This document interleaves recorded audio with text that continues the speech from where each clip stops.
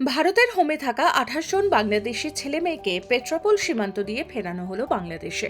মঙ্গলবার বাংলাদেশের প্রধানমন্ত্রী তারেক রহমানের শপথ গ্রহণের পরেই এই উদ্যোগ। বনগাঁ জেলা পুলিশের অতিরিক্ত পুলিশ সুপার শান্তনু চৌধুরী জানান, ভারতে পাচার হওয়া 28 জনের মধ্যে 8 জন মেয়ে ও 20 জন ছেলে। এই 28 জনের 26 জন নাবালক।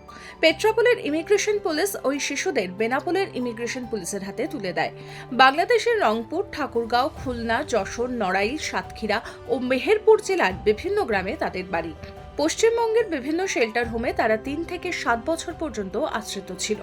দুদেশের প্রশাসনের উদ্যোগে বিশেষ ট্রাভেল পারমিটের মাধ্যমে অবশেষে দেশে ফিরল তারা। সূত্রের খবর, এই শিশুদের অধিকাংশের বাবা মা বর্তমানে ভারতে অবৈধ প্রবেশের অভিযোগে জেলবন্দী রয়েছেন।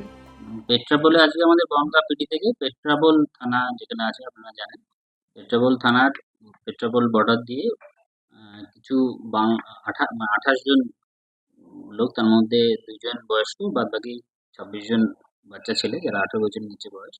তারা আমাদের ওয়েস্ট বেঙ্গলের বিভিন্ন হোমে ছিল এতদিন সেফ কাস্টডি হিসাবে, বিভিন্ন অথরিটির কম্পিটিটিভ অথরিটির অর্ডারে। তারা আজকে রিপার্টিশনের মধ্যে সরকারের দুই সরকারের মধ্যস্থতায় আজকে তারা পেট্রাপোলের সীমান্তের মাধ্যমে ভারতবর্ষ থেকে বাংলাদেশে ফেরত যাবে।